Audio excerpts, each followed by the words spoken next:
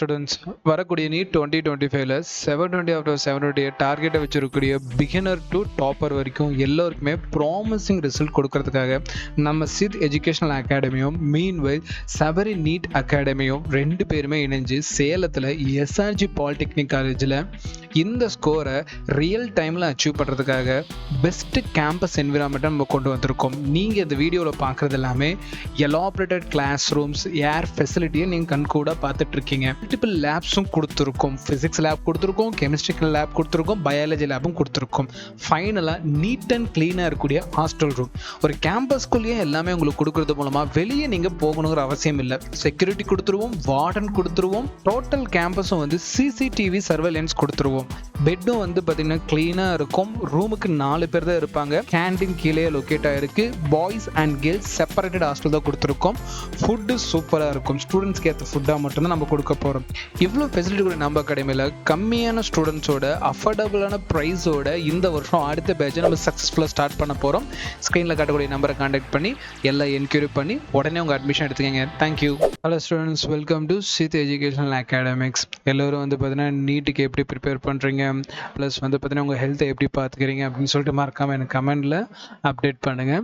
சரி, இப்போ நம்ம வந்து பார்த்தீங்கன்னா இன்றைக்கான கடைசி நியூஸையும் பார்த்துடலாம், என்ன ஆக்சுவலாக நடந்துகிட்ருக்கு அப்படின்ட்டு. இப்போ வந்து பார்த்தீங்கன்னா ஃபைனலாக மினிஸ்ட்ரி ஆஃப் எஜுகேஷன் வந்து ரொம்ப ஸ்ட்ராங்காக வந்து என்டிஏவில் நடக்கக்கூடிய பிரச்சனைகளை ஃபஸ்ட் டைம் எடுத்து பேசிகிட்டு இருக்காங்க. எஜுகேஷன் நம்மளோட ஹானரபிள் எஜுகேஷன் மினிஸ்டர் ஆகட்டும், எல்லோருமே இந்த முறை என்டிஏவோட ரெகுலேஷனுக்காக அதிகமாக இம்பார்ட்டன்ட் கொடுக்குறது ஒரு வரவேற்புரியது. அதில் வந்து ஹை லெவல் கமிட்டியை நமக்கு வந்து ஃபிக்ஸ் பண்ணியிருக்காங்க என்டிஏவோட ஓவரால் ரெகுலேஷனுக்காக. ஏன்னா வந்து பார்த்தீங்கன்னா வெறும் நீட்டு மட்டும் இல்லாமல் நெட் எக்ஸாம்லேயும் இப்போ குளறுபடி நடந்திருக்கு. குளறுபடின்னு கிடையாது, அதில் நமக்கு வந்த ஒரு டார்க் நெட்லேருந்து வந்த ஒரு மிகப்பெரிய க்ரைம் த்ரெட்டு. ஸோ அதனால் வந்து பார்த்திங்கன்னா எக்ஸாமை ஸ்டாப் பண்ணி வச்சுருக்காங்க. ஸோ அதனால் high level committee of experts வந்து யூஸ் பண்ண போகிறாங்க to ensure the transparent and smooth and fair conduct of the examination. So எல்லோருக்குமே ஒரே மாதிரி ரூல்ஸ் அண்ட் ரெகுலேஷனோட எந்த ஒரு ப்ராப்ளம் இல்லாமல் ஆஸ் யூஷுவலாக இந்த முந்தின வருஷங்கள் எப்படி நடந்துச்சோ அது மாதிரி வந்து பார்த்திங்கன்னா அதை விட பெட்டராகவும் நடத்துறதுக்கு ரெக்கமெண்டேஷன் பண்ணுறதுக்காக ஹை லெவல் கமிட்டின்னு சொல்லிட்டு வந்து பார்த்திங்கன்னா நமக்கு இந்த முறை என்டிஏவுக்கு மினிஸ்ட்ரி ஆஃப் எஜுகேஷன் அப்பாயிண்ட் பண்ணியிருக்கு. அது என்ன சார் அப்படிங்கிறது எளிமையான விளக்கத்தில் நான் உங்களுக்கு சொல்கிறேன். இந்த கமிட்டி அப்படிங்கிறது வந்து பார்த்தீங்கன்னா எந்தெந்த மெம்பர்ஸ் இருக்காங்க அப்படிங்கிறது கீழே கொடுத்துருக்காங்க பாருங்கள். சேர்பர்சன் ராதாகிருஷ்ணனில் ஆரம்பித்து இவர் ஆல்ரெடி வந்து பார்த்தீங்கன்னா former chairman of ISRO, chairman of POG, IIT கரக்பூரில் படித்தவர். ஸோ வந்து பார்த்தீங்கன்னா இவரோட தலைமையில் வந்து ஒரு குழு வந்து கீழே இருக்குது. ஒவ்வொருத்தரோட குவாலிஃபிகேஷனும் இதில் டேட்டாவில் கொடுத்துருக்காங்க, நம்ம பார்த்துக்கலாம். ஸோ அதனால் வந்து பார்த்தீங்கன்னா இதில் ஹைலி குவாலிஃபைடு மெம்பர்ஸ் தான் இந்த கமிட்டியில் இருக்காங்க. இந்த கமிட்டியோட ஒர்க் தான் என்ன சார் அப்படின்னு கேட்டிங்கன்னா, நான் எளிமையாக சொல்ல ட்ரை பண்ணுறேன் பாருங்கள். to make recommendation on reform mechanism of examination process. இப்போ நடந்துட்டு இருக்கு பார்த்தீங்களா நீட்டு, இந்த மாதிரி எக்ஸாம் பேட்டர்ன், எக்ஸாம் எந்த டைம், எக்ஸாமோட ரூல்ஸ் அண்ட் ரெகுலேஷன், செக்யூரிட்டி, இது எல்லாத்தையுமே வந்து பார்த்தீங்கன்னா மாற்றணுமா அப்படிங்கிறதுக்கான ஃபைனல் டிசிஷன் கொடுக்க வேண்டிய கமிட்டி இது. இம்ப்ரூவ்மெண்ட் இன் டேட்டா செக்யூரிட்டி ப்ரோட்டோகால், அதாவது வந்து பார்த்தீங்கன்னா ஒரு கொஸ்டின் பேப்பர் எடுக்கிறாங்கன்னா அது எந்த அளவுக்கு சேஃப் கார்ட் பண்ணுறாங்க அப்படிங்கிறத டேட்டா செக்யூரிட்டி ப்ரோட்டோகால். இதில் என்டிஏ எப்படி இருக்குது அப்படிங்கிறதையும், meanwhile time structure and functioning of NTA, இப்போ என்டிஏ எந்த மாதிரி ஒரு கட்டமைப்புக்குள்ளே தன்னோட வேலையெல்லாம் பண்ணிட்டு இருக்கு அப்படிங்கிறத மானிட்டர் பண்ணக்கூடிய கமிட்டி. அப்போ என்டிஏ கொஞ்ச நாளுக்கு வந்து பார்த்தீங்கன்னா தன்னோட அதிகாரத்தில் இழக்கிற மாதிரி தான் இருக்கும். Committee to submit the report to the ministry within 2 months. 2 மாதம் தான் இந்த கமிட்டிக்கும் வந்து பார்த்தீங்கன்னா மினிஸ்ட்ரி டைம் கொடுத்துருக்கு. என்டிஏவை என்ன பண்ணலாம், அவங்க வந்து நல்லா பண்ணுறாங்களா, அதில் ஏதாவது ப்ராப்ளம் வந்து அதை இம்ப்ரூவ் பண்ணலாமா, இல்லை என்டிஏவை கேன்சல் பண்ணலாமான்னு முதற்கொண்டு டிசிஷன் எடுக்க போகிறாங்க.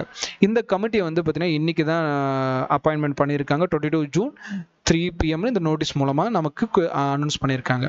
தயவு செஞ்சு நியூஸ் சேனலில் அப்படியே வந்து பிளைண்டாக நம்பாதீங்க, அதில் நிறைய விஷயங்கள் திருக்கி தான் நமக்கு சொல்கிறாங்க due to political agenda. So எல்லா நியூஸையும் வந்து பார்த்தீங்கன்னா பிளைண்டாக நம்பாமல் அதோட ஆர்டிக்கல் நான் நம்ம யூடியூப் சேனல்லே போடுறேன், படித்து பாருங்கள். இது நம்ம டெலிகிராம் சேனல்லையும் ஷேர் பண்ணுறேன், பாருங்கள்.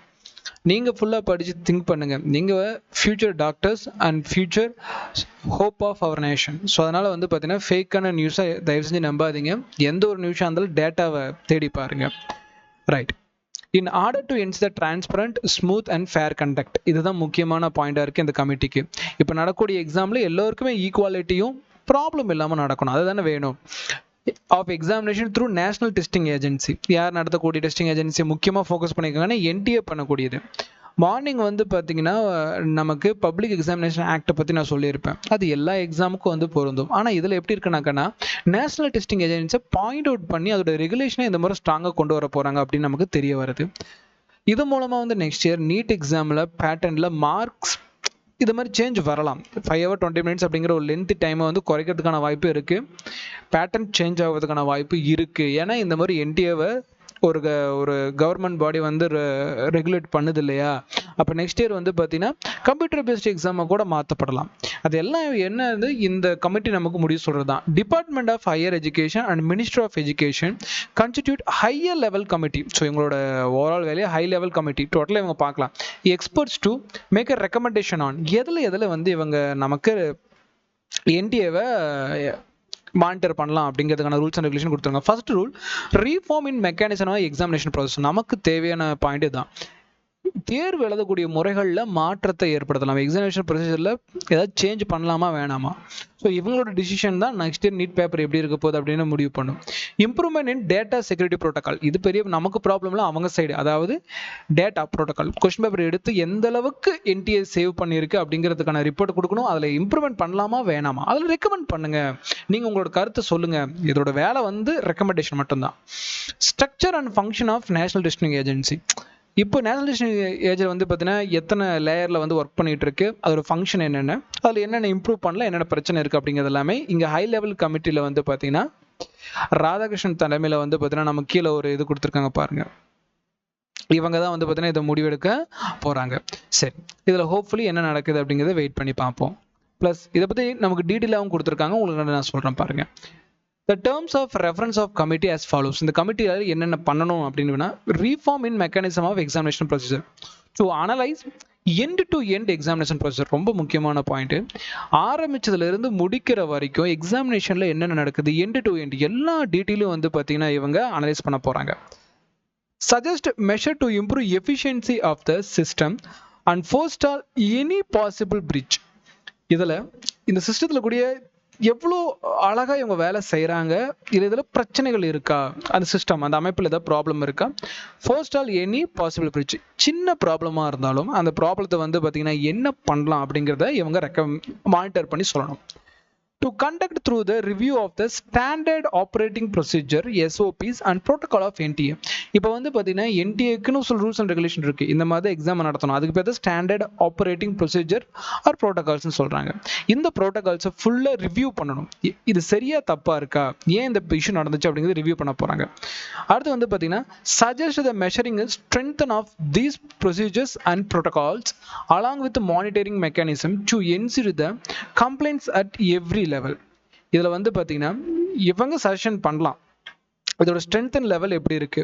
அதாவது இவங்க ஒரு கொஸ்டின் பேப்பர் கிரியேட் பண்ணாங்கன்னா ஸ்டூடெண்ட்ஸ்க்கு பர்ஃபெக்டான மெத்தடாலஜியில் தான் போகுதா, அதுக்கு என்ன செக்யூரிட்டி சிஸ்டம் பண்ணியிருக்காங்க, அது எப்படி அவங்க மானிட்டர் பண்ணுறாங்க அப்படிங்கிற எல்லா லெவல்லையும் என்டிஏ கிட்ட இருந்து இவங்க கலெக்ட் பண்ண போகிறாங்க. அதில் ஏதாவது பிரச்சனை இருக்கா அப்படிங்கிறது பார்க்க போகிறாங்க.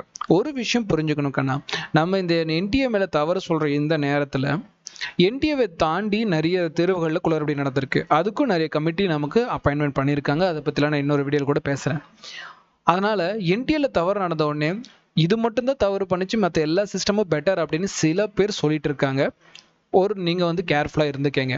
தவறுகள் நடக்கும், அதுக்கான தீர்வுகளும் கிடைக்கும். நான் ஆல்ரெடி சொல்லியிருக்கேன். அதுதான் இங்கே இம்ப்ரூவ்மெண்ட் இன் டேட்டா செக்யூரிட்டி ப்ரோட்டோகால். ரொம்ப முக்கியமான ஒரு பாயிண்ட் வந்து டேட்டா செக்யூரிட்டி ப்ரோட்டோகால் செக் பண்ண சொல்லியிருக்காங்க. அப்போது இதுலேருந்து நம்ம என்ன தெரிஞ்சோம்னா எஜுகேஷன் ஆஃப் மினிஸ்ட்ரி வந்து என்டிஏவோட கொஸ்டின் பேப்பர் லீக்கேஜை ஸ்ட்ராங்காக சஸ்பெக்ட் பண்ணுறாங்க. இவங்க சைட்லேருந்து லீக் ஆகிருக்குமா அப்படின்ட்டு கிட்டத்தட்ட ஒரு 4 நீட் ஸ்டூடெண்ட்ஸ் வந்து இது வரைக்குமே வாக்குமூலம் கொடுத்துருக்காங்க என்னென்ன நடந்திருக்கு அப்படின்ட்டுலாம்.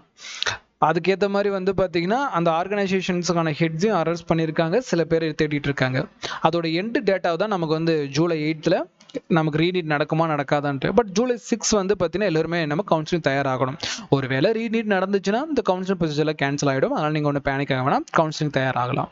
சரி, என்னன்னு சொல்கிறாங்கன்னா to evaluate the existing data security procedure. அப்போ இப்போ இருக்கக்கூடிய செக்யூரிட்டி ப்ரோட்டோகால் நம்மளை வந்து பார்த்தீங்கன்னா உள்ளே போய் செக் பண்ணி அந்த அளவுக்கு உள்ள அனுப்பக்கூடிய என்டிஏ அவங்க எந்த அளவுக்கு பண்ணுறாங்க அப்படிங்கிறது அவங்கள ஒருத்தங்க செக் பண்ணுறாங்க பார்த்தீங்களா, கொஞ்சம் சந்தோஷமாக தான் இருக்குது. பார்ப்போம் அவங்களோட ப்ரோட்டோகால்ஸ் ஆஃப் என்டிஏ. அதாவது வந்து பார்த்தீங்கன்னா ஒரு கொஷின் பேப்பர் பிரிண்ட் அவுட்ல ஆனதை ஆரம்பித்து ஸ்டூடெண்ட் கையில் சேர்ற வரைக்கும், அதுக்கப்புறம் மறுபடியும் ஓஎம்ஆர் ரிட்டன் வந்து ரிசல்ட் வர வரைக்கும் என்டிஏ என்னப்பா ஃபாலோ பண்ணுது அப்படிங்கிறது இந்த மாதிரி செக் பண்ண போகிறாங்க. Recommend to the measure for the improvement. அதில் ஏதாவது பிரச்சனை இருந்தால் கண்டிப்பாக இம்ப்ரூவ்மெண்ட்டை ரெக்கமெண்ட் பண்ணுவாங்க. கண்டிப்பாக பண்ணணும். என்டிஏவோட இந்த முறை வந்து கிரேஸ் மார்க் கான்செப்ட் ஆகட்டும், சில இடங்கள்ல பேப்பர் லீக் ஆனதுக்கான நியூஸ் ஆகட்டும், இது என்டிஏவோட மிகப்பெரிய விஷயம். அதுவும் நெட் எக்ஸாம் கேன்சல் ஆனதால என்டிஏக்கு மிகப்பெரிய ஒரு மைனஸாக இந்த மாதிரி அமைஞ்சிருக்கு. To examine existing security protocol related to the paper setting. பாருங்க, நல்லா பாருங்க, பேப்பர் செட்டிங் அதாவது கொஸ்டின் பேப்பர் யார் ப்ரிப்பேர் பண்றாங்க, அந்த ப்ரிப்பேர் பண்ணது பிரிண்ட் அவுட் போறது, பிரிண்ட் அவுட் போல ஸ்டூடெண்ட் கைக்கு வரது வரைக்கும் அதை பேப்பர் செட்டிங் சொல்லுவாங்க. இதுலயுமே செக் பண்ண போறாங்க. அப்படிங்கிறப்போ ஒரு விஷயம் பார்க்கலாம். Other process for the different examination to make recommendation to enhance the robustness of system. நல்லா பார்த்துக்கிங்க, இந்த சிஸ்டத்தில் இருக்கக்கூடிய டிஃப்ரெண்ட் எக்ஸாமினேஷனையும் அவங்க செக் பண்ண போறாங்க. எல்லோரும் நீட் எக்ஸாம் மட்டும் நினைச்சிட்டு இருப்பீங்க, அது அறியாமை. இது ஜெஇ எக்ஸாமுக்கும் பொருந்தும், நெட் எக்ஸாமுக்கும் பொருந்தும். எல்லா தவறுகளையுமே அவங்க பேச போறாங்க. ஆனால் நியூஸ் சேனல்ல வெறும் நீட் எக்ஸாம் மட்டும் தான் பேசுறாங்க. நீங்க நல்லா பாருங்கன்னா, நீட் எக்ஸாம் மட்டும் பேசுற சேனல் உங்களுக்கு திருகி விட முயற்சி பண்ணுது. நெட் எக்ஸாம்னு சேர்த்து பேசுறாங்களா, அவங்க நீங்க கொஞ்சம் நம்பலாம். ஏன்னா இது நெட் எக்ஸாம் மட்டும் இல்லை, ஜெஇ நீட் எல்லாத்தையும் சேர்த்து தான் என்டிஏ. ஸோ என்டிஏவோட ஃபங்க்ஷனே என்னன்னு தெரியாமல் நீட் எக்ஸாமில் வந்து பார்த்தீங்கன்னா இன்னுமே சில சேனல் அவங்களோட பொலிட்டிக்கல் அஜெண்டாக்காக பேசிட்டு தான் இருக்காங்க. ஸோ கேர்ஃபுல்லாக இருக்கேன். அண்ட் இந்த தருணத்தில் எல்லா மாணவர்களுக்கும் என்னோட பர்சனல் அட்வைஸ் வந்து பார்த்தீங்கன்னா, இப்போ நியூஸில் வந்து பார்த்தீங்கன்னா என்ன ஸ்டேட்டுன்னு தெரியல, பட் நான் பார்த்த வரைக்கும் நீட் ப்ரிப்பேர் பண்ணப்பட்ட ஸ்டூடெண்ட்ஸ் எல்லாம் காங்கிரஸ் கமிட்டி மெம்பர்ஸ் வந்து கூட்டிகிட்டு போய் பிஜேபியோட ஆஃபீஸை பூட்டு போட வைக்கிறாங்க. நல்லா புரிஞ்சுக்கன்னா, இங்கே காங்கிரஸோ பிஜேபியோ இல்லை வாட் எவர் பார்ட்டி, நமக்கு அது தேவையில்லாத ஒன்று. நீங்கள் எந்த ஒரு பார்ட்டியோட பேர்லையும் போராட்டத்துக்கு கலந்துக்காதீங்க. நீங்கள் ஜஸ்ட் ஸ்டூடெண்ட்ஸ் மட்டும்தான். இதுக்கு பின்னாடி கூடிய பாலிடிக்ஸ், அது போக பொலிட்டிக்கல் அஜெண்டா, இதை வச்சு சில பேர் சில விஷயங்களை சாதிக்கணும்னு ட்ரை பண்ணுவாங்க. அதுக்கு நடுவில் நீங்கள் வந்தீங்கன்னா உங்களுக்கு என்ன வகையான பாதிப்பு வேணால் ஏற்படும். அதனால் எந்த வகையான போராட்டத்திலையும் கலந்துக்காதீங்க. நீங்கள் கலந்துக்கிற வேண்டிய போராட்டம் அப்படின்னு பார்த்தோம்னா சிம்பிள் கோர்ட் கேஸ் மட்டும்தான். நீங்கள் கோர்ட்டில் ஒரு கேஸை கம்ப்ளைண்ட் பண்ணுங்கள், இல்லையா கம்ப்ளைண்ட் பண்ணவங்களுக்கான ரிசல்ட்டை வெயிட் பண்ணுங்கள். இதுதான் நம்ம இந்த ஸ்டேஜில் பண்ண வேண்டிய ஒரே விஷயம்.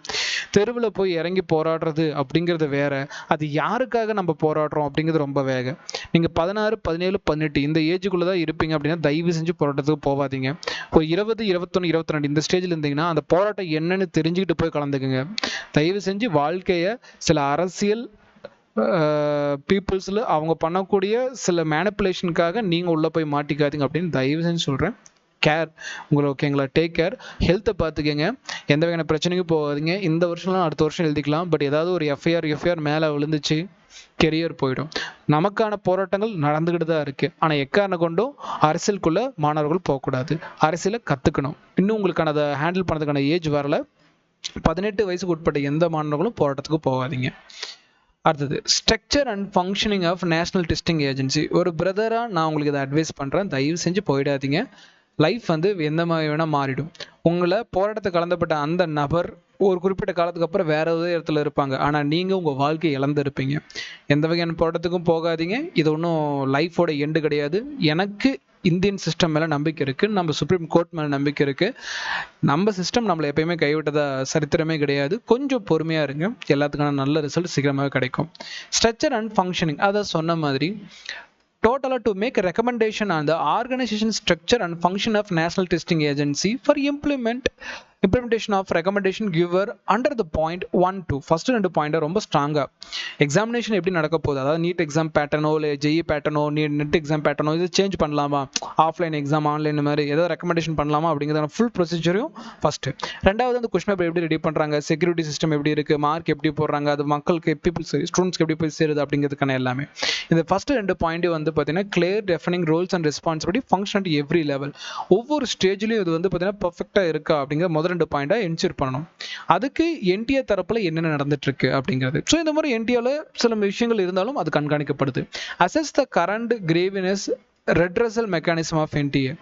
என்டிஏ பண்ணக்கூடிய இந்த தவறுகள் அதே மாதிரி வந்து பார்த்தீங்கன்னா அவங்களோட சில மிஸ்லீடிங் ப்ராசஸையும் identify the area of improvement, அதில் எது நம்ம இம்ப்ரூவ் பண்ணலாம் அப்படிங்கிறதும் make a recommendation of enhancing the efficiency.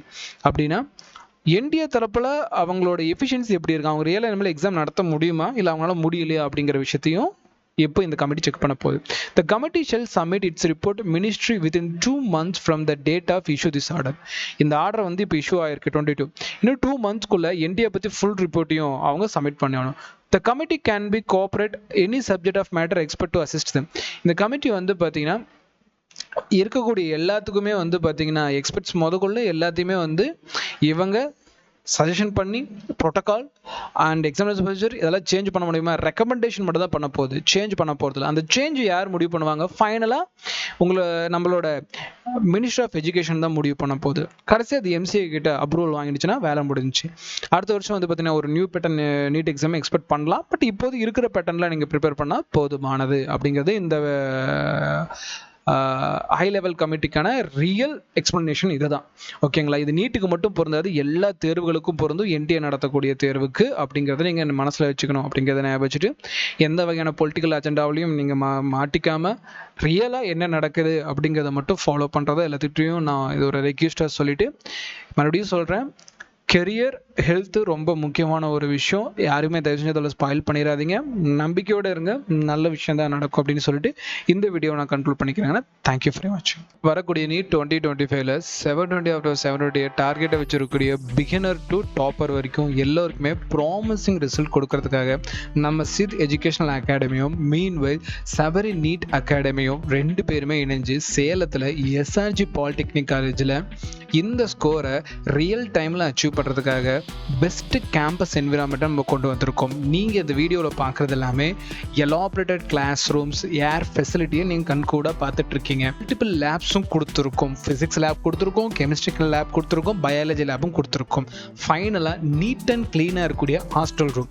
ஒரு கேம்பஸ்குள்ளேயே எல்லாமே உங்களுக்கு கொடுக்கறது மூலமாக வெளியே நீங்கள் போகணுங்கிற அவசியம் இல்லை. செக்யூரிட்டி கொடுத்துருவோம், வார்டன் கொடுத்துருவோம், டோட்டல் கேம்பஸும் வந்து சிசிடிவி சர்வேலன்ஸ் கொடுத்துருவோம். பெட்டும் வந்து பார்த்தீங்கன்னா க்ளீனாக இருக்கும். ரூமுக்கு 4 பேர் தான் இருப்பாங்க. கேண்டீன் கீழே லொக்கேட் ஆகிருக்கு. Boys and girls separated hostel தான் கொடுத்துருக்கோம். ஃபுட்டு சூப்பராக இருக்கும். ஸ்டூடெண்ட்ஸ்க்கு ஏற்ற ஃபுட்டாக மட்டும்தான் நம்ம கொடுக்க போகிறோம். இவ்வளோ ஃபெசிலிட்டி கூட நம்ம அகாடமியில் கம்மியான ஸ்டூடெண்ட்ஸோட அஃபோர்டபுளான ப்ரைஸோட இந்த வருஷம் அடுத்த பேட்சை நம்ம சக்ஸஸ்ஃபுல்லாக ஸ்டார்ட் பண்ண போகிறோம். ஸ்க்ரீனில் காட்டக்கூடிய நம்பரை கான்டாக்ட் பண்ணி எல்லாம் என்கொயரி பண்ணி உடனே உங்கள் அட்மிஷன் எடுத்துக்கங்க. தேங்க்யூ.